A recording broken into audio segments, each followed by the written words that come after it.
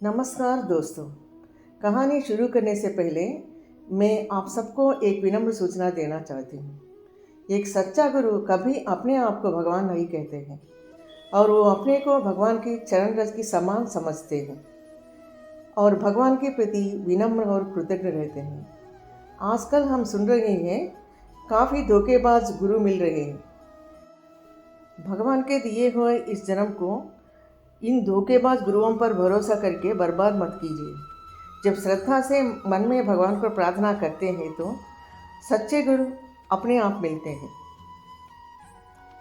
मैं श्री गुरु राघवेंद्र जी को इसलिए श्रद्धा से मानती हूँ क्योंकि वो कभी अपने आप को भगवान नहीं कहा। जो भी उनका शिष्य बनता है उनको वो स्वप्न दर्शन देते हैं और गुरु मंत्र मिलने का रास्ता दिखाते हैं, यानी कभी कभी वो स्वप्न में भी दीक्षा देते हैं। ये अनुभव करना को मिला।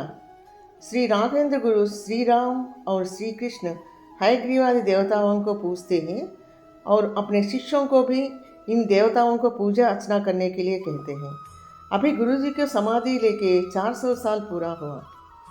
वो अभी भी आज भी स्वप्न में दिव्य दर्शन देते हैं और अपने भक्तों को कुछ रास्ता दिखाते हैं। चलिए एक और अद्भुत घटना के बारे में जानते हैं। एक दिन श्री राघवेंद्र गुरु जी अपने आश्रम में वैष्णदेव का यज्ञ कर रहे हैं। तभी तंजावुर की राजा रघुनाथ राय गुरु जी को सम्मान पूर्वक कुछ यज्ञ सामग्री और एक रत्नहार भी भेजा। गुरु जी यज्ञ करते हुए सामग्री के साथ वो नवरत्नहार भी अग्निदेवता को समर्पण किया। तभी यज्ञ देखने आए हुए सारे लोग आश्चर्यचकित हो गए। कुछ लोगों ने राजा के पास जाके गुरु जी के बारे में शिकायत की। तभी राजा आग बबूला होके गुरु जी का परीक्षा लेने के लिए आश्रम आया। उन्होंने गुरु जी को प्रणाम करते हुए चालाकी से बोला, क्षमा कीजिए गुरु जी, आपको मैंने जो हार दिया था वो वापस दीजिए। रानी की इच्छा अनुसार मैं अपने मंदिर के भगवान को समर्पित करूँगा और उसी हार की जैसा दूसरा बना के आपको भेंट करूँगा। गुरुजी हंसते हुए इस बात को स्वीकार किया। उन्होंने यज्ञ मंडप में अग्नि जला के अग्निदेव को हार वापस देने के लिए प्रार्थना की।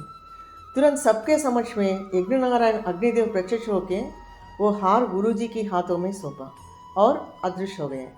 घटना देखने के बाद राजा को गुरुजी का पूजा शक्ति का आभास हुआ और समझ आया वो एक सच्चे सन्यासी हैं।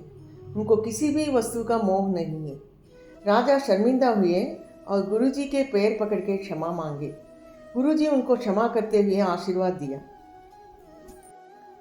कुछ साल बाद रघुनाथ राय के पुत्र विजय राघव राय राजा बन गए। राज्य में अचानक एक साल सूखा और अकाल पड़ गया। बारिश ना होने के कारण सारे कुएं और जलाशय सूख गए। तभी गुरुजी के महत्व के बारे में अपने पिताजी से सुनते हुए रघुनाथ राय की पुत्र विजय राय गुरुजी की शरण में आश्रम आए। बारिश की कमी से अपने राज की दुर्वस्था बताई और प्रार्थना की। गुरुजी राजा के साथ तंजावुर गए और श्री रामचंद्र भगवान की पूजा के लिए एक विशाल पूजा मंडप का व्यवस्था करके पूजा की। पूजा संपन्न होते हुई राज में इतना ज़्यादा बारिश हो गई, पूरा जलाशय पानी से भर गए। गुरुजी का भक्ति का चमत्कार से राजा बहुत खुश होके आश्रम चलाने के लिए बहुत सामग्री गुरुजी के साथ भेजा। दोस्तों, गुरुजी के बारे में और जानने के लिए आप हमारे चैनल को तुरंत सब्सक्राइब कीजिए और हमारे चैनल की बाकी सारी एपिसोड्स जरूर देखिए। कमेंट में जय श्री राम लिखना भूलिए मत। जय श्री राम। धन्यवाद।